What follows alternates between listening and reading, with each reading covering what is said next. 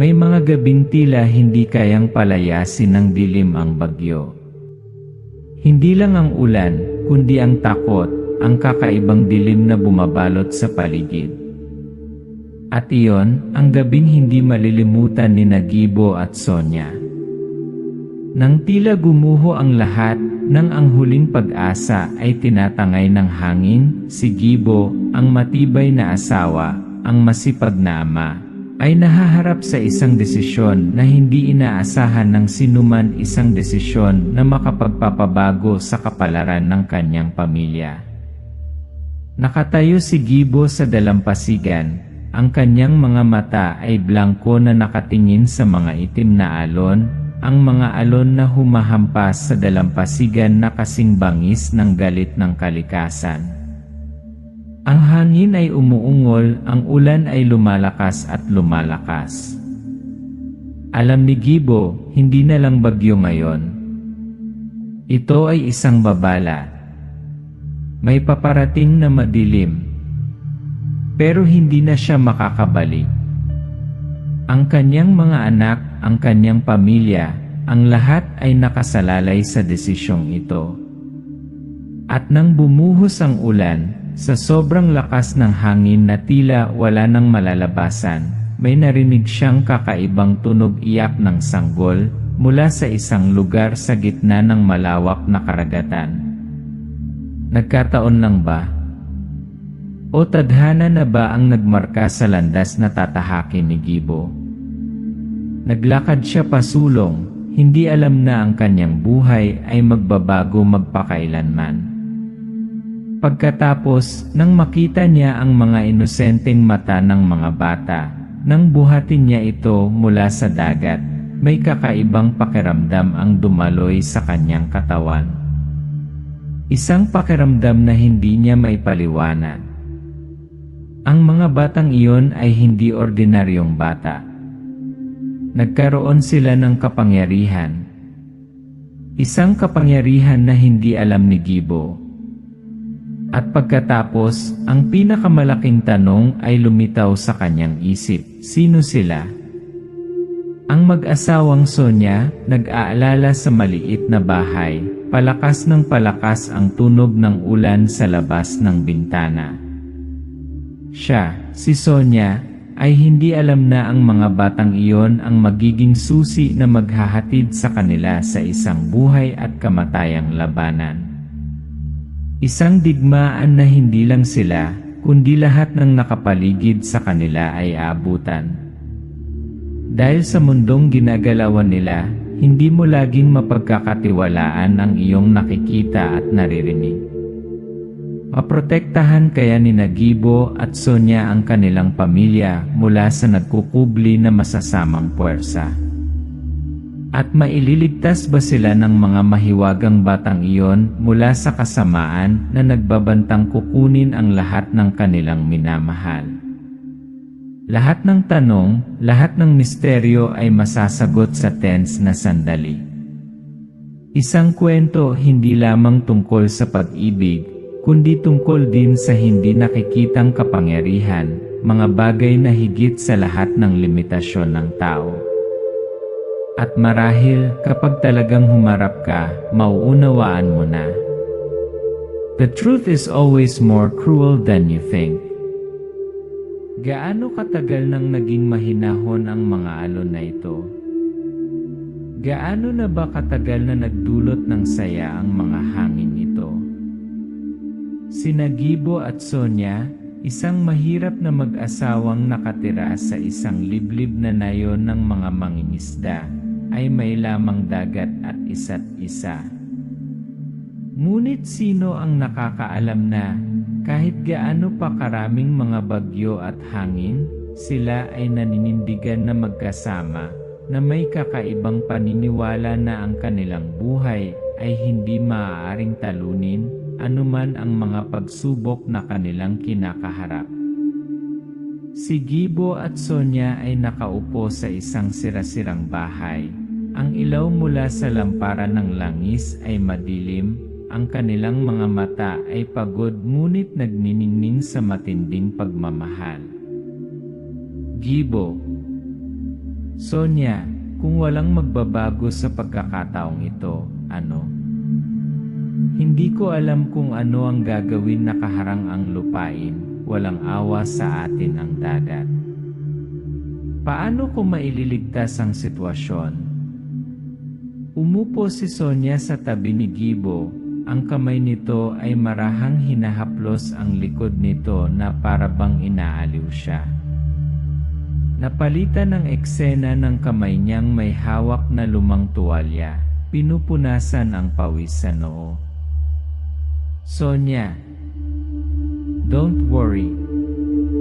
Kahit gaano kahirap, malalagpasan natin. Don't forget, we still have each other. Maaring hindi tayo pinapakain ng dagat, pero hindi mauubos ang ating katatagan. Si Gibo ay nakatayo sa harap ng bahay. Ang kanyang mga mata ay nakatingin sa madilim na dagat, ang mga alon na humahampas sa dalampasigan. Siya ay tumingin sa kanilang lupain, kung saan sila dati ay nagsasaka, ngayon ay natatakan dahil hindi na nila mabayaran ang kanilang mga utang. Narrator. Bagaman ang mga salita ng pampatibay loob ni Sonia ay palaging isang gabay na liwanag para kay Gibo, ngayong gabi, hindi niya maitago ang pagkabalisa sa kanyang puso.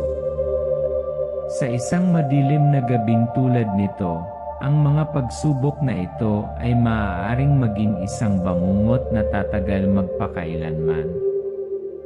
Lalabas ng bahay si Gibo, nababanaag sa mukha ang malamlam na liwanag mula sa lamparan ng langis.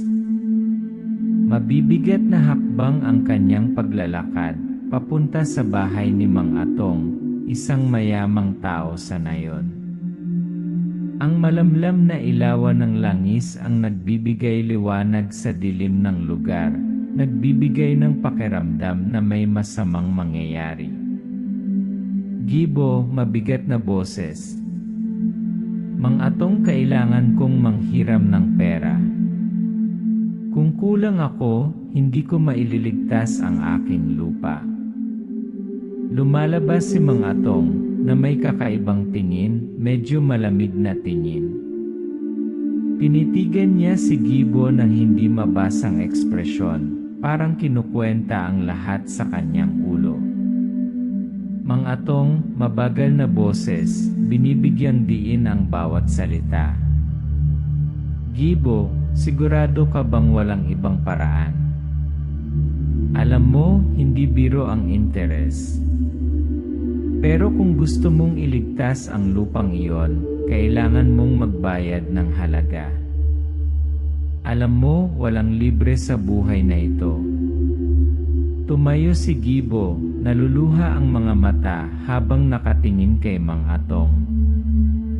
Alam niya ang halagang dapat niyang bayaran, ngunit ang pagmamahal niya kay Sonia at ang pag-asa niya sa kinabukasan ay naging imposible para sa kanya na tumanggi. Gibo, tunog na determinado, ngunit puno ng pagkabalisa. Okay, I will do whatever it takes. Just to save my family. Aalis si Gibo, malakas ang ihip ng hangin. Ramdam niya ang lamig sa hangin. Puno ng hinala at pag-aalinlangan ang mga mata ng mga nasa paligid niya. Ang pakiramdam ng taong pumapasok sa isang pakikitungo sa kapalaran. Narrator. Ngunit sa dilim ng gabi, may mga bagay na hindi mahuhulaan ni Gibo. Ang mga desisyon na ginagawa niya ay hindi lamang para iligtas ang kanyang pamilya, ngunit maaaring humantong siya sa landas na walang babalikan. Magkakaroon ba si Gibo ng lakas upang malampasan ang mas malalaking hamon, hindi masabi na kadiliman? Naglalakad si Gibo pauwi, mabagal na naglalakad, pumapatak ang mga patak ng ulan sa kanyang ulo. Lumalakas ang takot sa kanyang loob. Mababayaran ba niya ang kanyang utang at mailigtas ang kanyang pamilya, o mahuhulog ang lahat sa kamay ng isang malupit na kapalaran? Sonia. Gibo, naniniwala ka bang malalagpasan natin ang lahat? Tumigil ang eksena, tumingin si Gibo sa mga mata ni Sonia, isang salungatan sa pagitan ng pag-asa at takot. Narrator, ang boses ng tagapagsalaysay ay unti-unting nasasakal. Isapanganib ba ni Gibo ang lahat para lamang mailigtas ang kanyang pamilya? O tumawid ba siya sa isang madilim na landas na hindi niya naisip? At habang nagiging mas madilim ang mga bagay kaysa dati, mapoprotektahan kaya ni Gibo at Sonia ang isa't isa mula sa mga puwersang hindi nila maintindihan. Umaalinggaw ang bagyo, humahampas ang mga alon sa dalampasigan, sumisipol ang hangin sa mga tuktok ng puno na parang sigaw ng kosmiko. Si Gibo, sa kanyang basang kapote, ay humawak sa timon ng kanyang lumang bangka. Inihagis ng malalaking alon ang kanyang bangka na parang isang malupit na biro. Hindi siya nakapagpigil. May pag-asa sa unahan, kadiliman sa likod, at isa lang ang pagpipilian niya, tumawid sa dagat na ito para magdala ng pagkain sa kanyang pamilya. Sa mga madilim na gabing tulad nito, kung saan ang lahat ay tila lumubog sa kadiliman, si Gibo ay muling napunta sa rumaragasang bagyo. Ngunit hindi siya naghahanap ng pera. Siya ay naghahanap ng buhay. Para pakainin si Sonia, para pakainin ang kanyang sarili. Ngunit ang dagat ay hindi gaanong kasimple. Ito ay nagdadala hindi lamang ng gusto natin, kundi ng mga bagay na hindi natin pinangarap na isipin. Si Gibo ay sumasagwan sa gitna ng dagat. Ang malamlam na liwanag mula sa oil lamp sa kanyang kamay ay nagbibigay liwanag sa humahampas na alon. Madilim ang paligid, tanging ang ingay ng mga alon na humahampas at ang sipol ng hangin sa kanyang mga tainga. Gibo. Ngayon lang, kung makakapagbalik ako ng isda, magiging maayos na ang lahat. Hindi na kailangang mag-alala pa si Sonia. Dumating ang isang malakas na alon, yumanig ng malakas ang bangka. Sinubukan ni Gibo na panatilihin ang kanyang balanse, bumubulong-bulong na parang nagdadasal. Ngunit biglang umalingaw-ngaw ang mahinang sigaw sa ingay ng hangin at alon, dahilan para mapahinto siya. Lumingon siya sa likod, puno ng pagtataka ang mukha. Narrator. Ano ito? Sa madilim na gabing iyon, sa gitna ng malalakas na alon, isang mahinang sigaw na parang tawag mula sa kailaliman ang umalingaw-ngaw. Hindi ito maintindihan ni Gibo, ngunit isang kakaibang pakiramdam ang bumalot sa kanya. Lumingon siya at nakita dalawang bagong silang na sanggol na iniwan sa dalampasigan. Mabilis na iniwan ni Gibo ang bangka sa pampang, tumalon pababa at tumakbo patungo sa mga bata. Makikita sa eksena ang maliliit na bata, butil ng pawis sa noo, naglalamig ang mga kamay at paa. Mahinang umiiyak ang nakatatandang bata, habang ang nakababatang bata ay tahimik. Nalalaki ang mga mata na nakatingin kay Gibo, hindi mukhang natatakot. Gibo. Oh and my God, bakit may dalawang bata dito sa ganitong oras? May nag-iwan ba sa kanila dito? Paano sila makakaligtas sa karagatang ito? Nalilito ang tingin ni Gibo sa dalawang bata, may kakaibang pakiramdam na bumabalot sa kanyang puso. Binuhat niya ang dalawang bata at tumakbo pauwi. Napalitan ng eksena kay Sonia na nakatayo sa pintuan. Nakitang karga-karga ni Gibo ang dalawang bata na may pagtataka. Sonia. Gibo, bakit mo sila ibinalik? Bakit itong dalawang bata? Gibo. Hindi natin sila hahayaang mamatay, Sonia.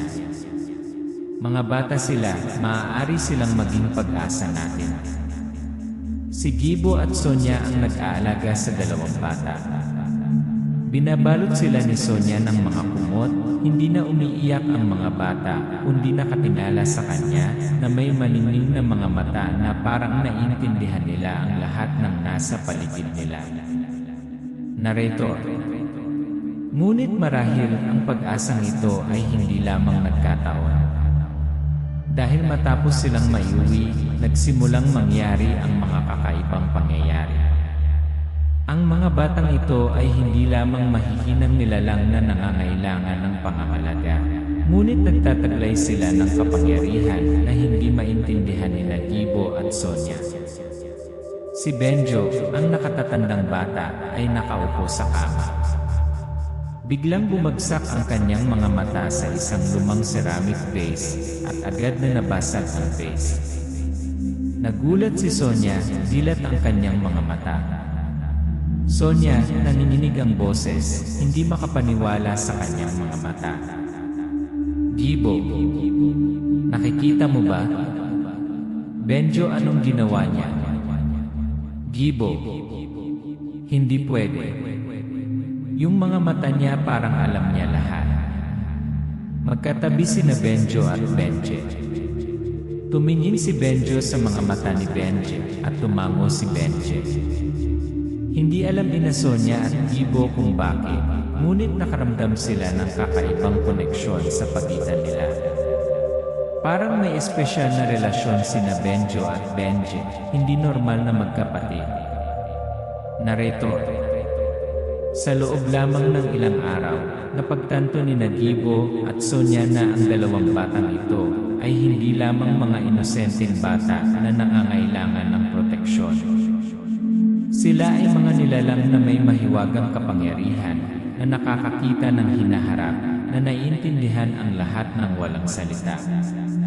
At sa kadiliman, sa gitna ng mga alon, kailangan nilang harapin ang mga bagay na hindi nila maisip.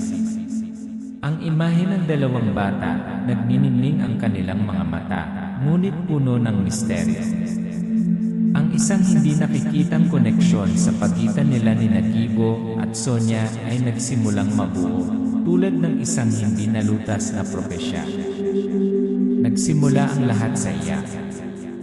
Ngunit ang sigaw na iyon ba ay isang paghingi lamang ng tulong o simula ng isang mahiwagang paglalakbay na may mga puwersang hindi maisip ni Gibo at Sonia? Mapoprotektahan ba nila ang mga batang ito o ang mga bata ba mismo ang magbabago ng lahat? Ang mga di makataong nilalang, mga masasamang nilalang na nakakubli sa mga anino, ay nabuhay sa loob ng maraming henerasyon. Sila ang mga aswang, mga gawa-gawang nilalang mula sa alamat ng Pilipinas, na sinasabing may kakayahang magbago ng anyo, lumakad sa kadiliman, at laging naghahangad na salakayin ang mahihina.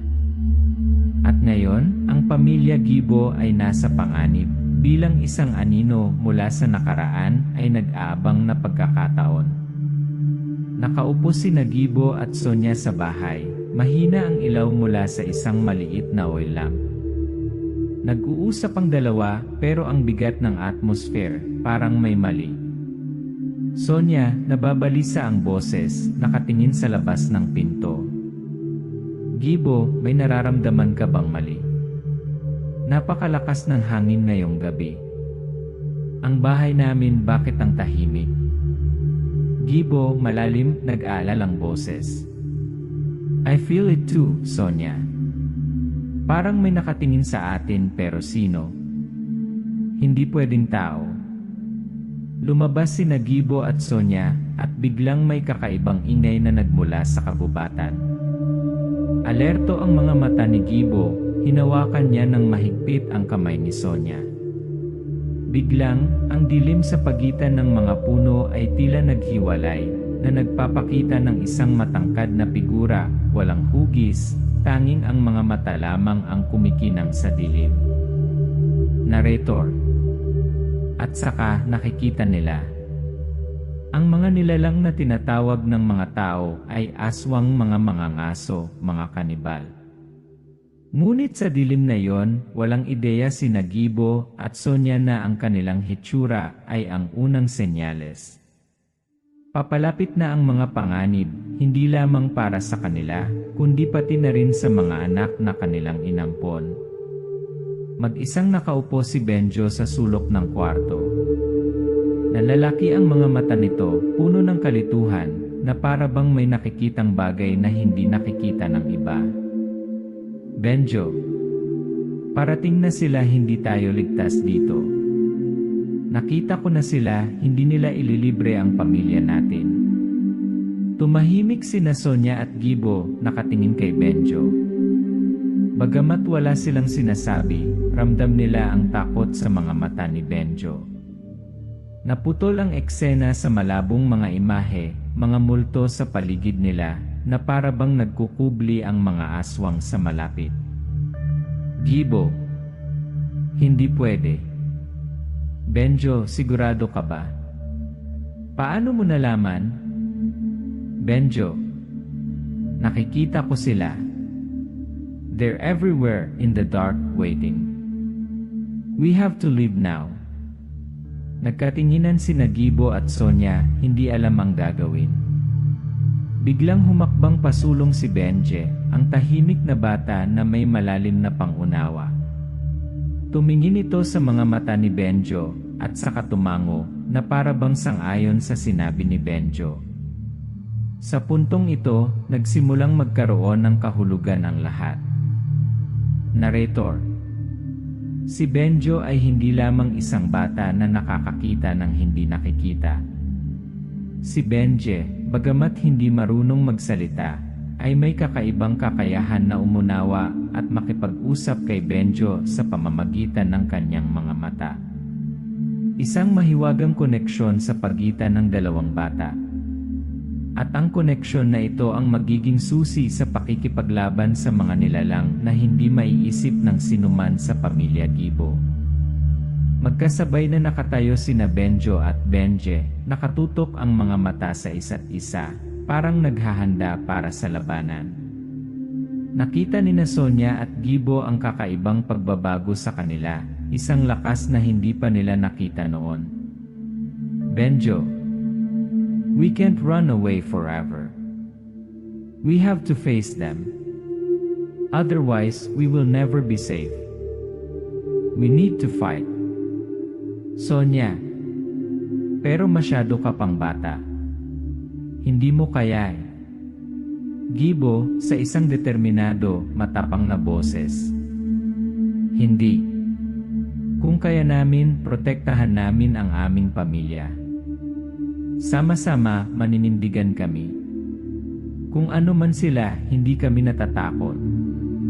Sina Benjo at Benje, sa sandaling ito, ang parehong mga bata ay tila lumaki ng husto. Hindi na sila mahihinang sanggol, kundi maliliit at makapangyarihang mandirigma. Ang bawat sulyap na pinagpalitan nila ay isang pangako na protektahan ang pamilyang ito sa lahat ng paraan. Narrator: at sa gayon, ang mga batang ito ay hindi lamang biktima ng kapalaran. Sila ang mga silent fighters, ang mga mandirigma mula sa mga anino, ang dapat na umasa kina Gibo at Sonia. At sa pagsapit ng gabi, habang ang mga madilim na nilalang ay nagsisimula ng magsasara, magagawa ba nilang protektahan ang isa't isa? Magkakaroon ba sila ng lakas upang harapin ang kasamaang nakakubli? Ang imahe ng dalawang bata na lumalabas, ang mga mata ay puno ng determinasyon. Dumarating ang gabi, ngunit sa harap nila ay isang hindi kilalang landas, puno ng mga panganib na naghihintay. Kapag nagsimula ang labanan, ang mga bagay ay hindi magiging tulad ng tila. Mapapanatili ba ng pamilya Gibo ang pagmamahal at sakripisyo sa gitna ng hindi maipaliwanag na masasamang puwersa? At ang mga batang ito ba ay maghahatid ng pag-asa o magiging daan patungo sa pagkawasak? Binalot ng madilim na gabi ang nayon ng pangingisda, na naliliwanagan lamang ng mga kumikislap na oil lamp. Isang pakiramdam ng pag-igting ang nakasabit sa hangin na parang magbabago ang lahat. Sumipol ang hangin sa mga nakasarang pinto na nagdulot ng pagkabalisa. Ang mga anino sa di kalayuan ay tila tinabunan ng lahat. Biglang umalingaw-ngaw ang isang sigaw mula sa kalapit na kabubatan, isang hiyawan na puno ng sakit at takot. Narrator. Lumapit na ang gabi at binalot ng dilim ang maliit na nayon na ito. Ngunit sa dilim na yon may paparating na mapanganib. Nagsimulang lumitaw ang mga nilalang mula sa kadiliman, mga taong walang sinumang nangahas isipin. Sila ay mga aswang, mga halimaw na may kakayahang magbago ng anyo at hinding-hindi sila nagpapatawad. At ang pamilya Gibo, haharapin nila ang buhay o kamatayang labanang ito. Nakaupo sa loob ng bahay sina Gibo, Sonia at ang dalawang bata, tensyonado at nag-aalala. Lalong lumalakas ang mga ingay sa labas, parang may paparating na mga halimaw. Seryoso ang mga mata ni Benjo, at si Benje, bagamat hindi makapagsalita, ay may titig sa kanyang mga mata na nagbabadya ng isang kakilakilabot na mangyayari. Sonia, boses nanginginig takot. Anong gagawin natin ngayon, Gibo? Hindi ko na matiis. Ang ingay sa labas hindi tao. Gibo, desidido ang boses ngunit puno ng pagkabalisa. Walang oras para matakot, Sonia. Kailangan nating maghanda para harapin sila. Kung hindi, hindi tayo makakaligtas sa gabi. Ang dilim sa labas, unti-unting lumilitaw ang mga anino sa gitna ng mga puno. Tahimik na lumalapit ang mga nilalang na yon na may kakaibang hugis. Biglang lumitaw ang isang higanteng figura sa harap ng kanilang bahay. Ang mga mata nito ay kumikinang na pula. Ang mga pangil ay nakalabas na para bang gustong punitin ang sinumang nakatayo sa paningin nito. Narrator. At pagkatapos ay dumating sila.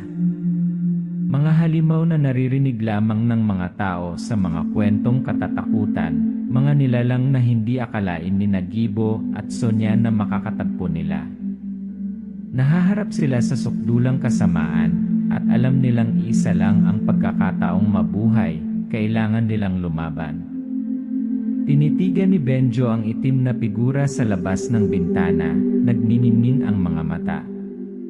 Ang mga kaganapan sa hinaharap ay kumikislap sa kanyang mga mata. Tumingin si Benj kay Benjo, parang nakakapag-usap sila ng walang salita.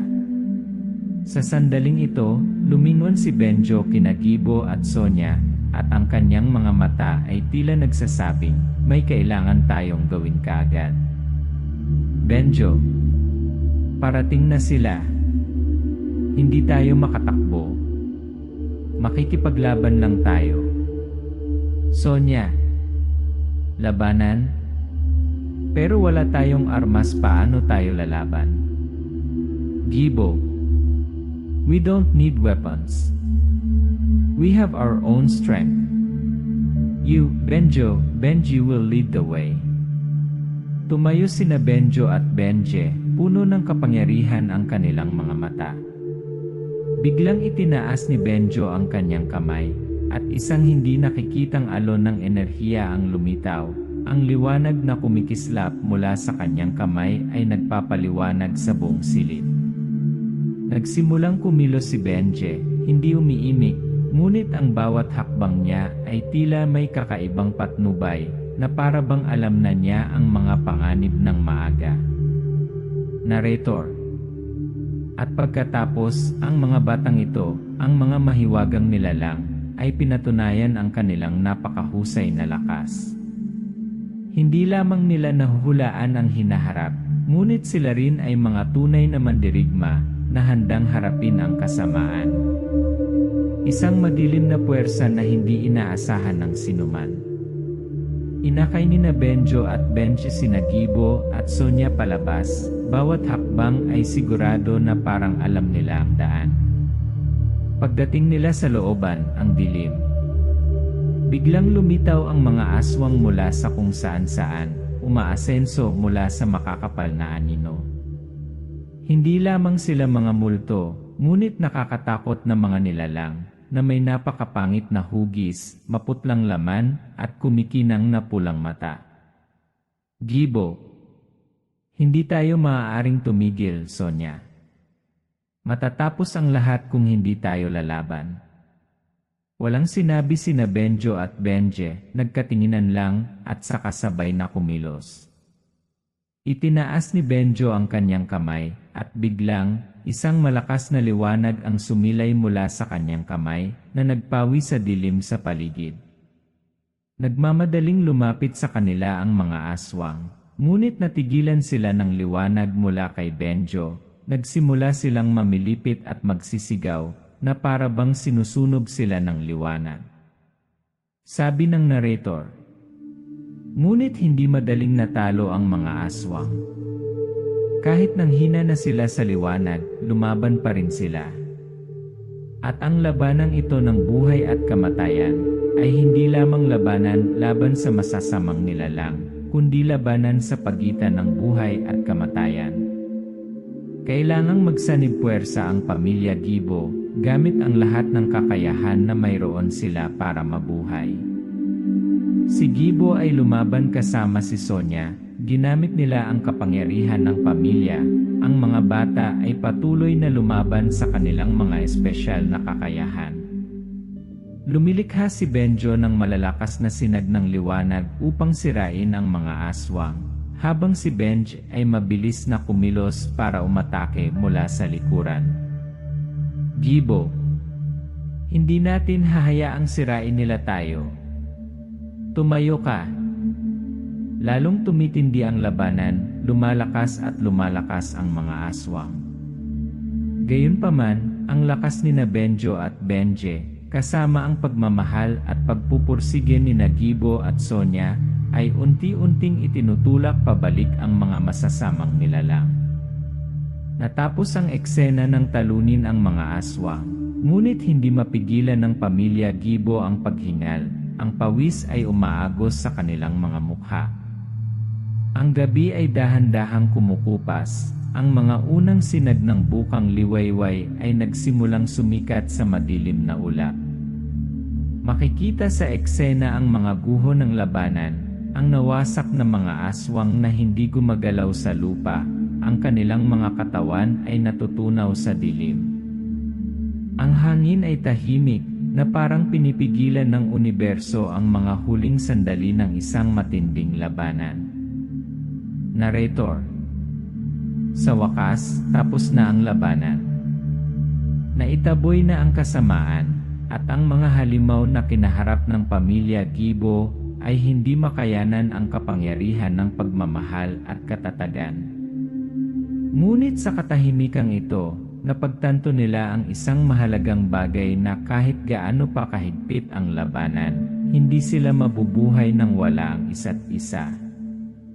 Wala nang mas malakas pa kaysa sa pagmamahal ng pamilya. Sina Gibo at Sonya nakatayo sa tuktok ng burol kung saan matatanaw ang kanilang nayon. Parehong pagod, punit-punit ang mukha at pawis na pawis, ngunit may simpatya at pagmamahal na nakatingin sa isa't isa. Alam nila na, gaano man karaming pagsubok ang kanilang hinarap, mayroon pa rin silang isa't isa, at may pagmamahalan pa rin sa pagitan nila. Gibo. Sonya, kung wala ka, hindi ko malalampasan ang lahat ng ito. Takot na takot ako, ngunit palagi kang sumusuporta sa akin. Ang pag-ibig mo ang tumulong sa akin na makahanap ng lakas ng tila gumuho ang lahat. Sonya.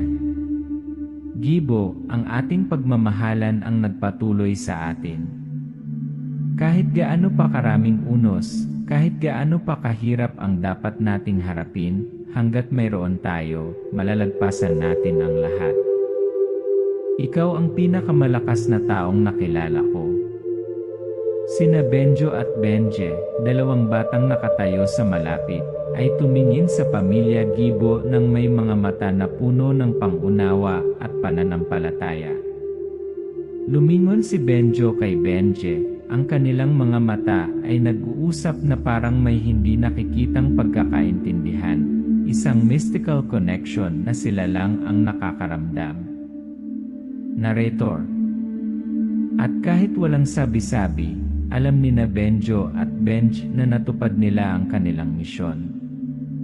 Ang mga batang ito ay hindi lamang mga inosenteng bata, sila ay mga mandirigma, tagapagtanggol ng pamilyang ito, mga taong tumulong kina Gibo at Sonia sa madilim na unos ng buhay.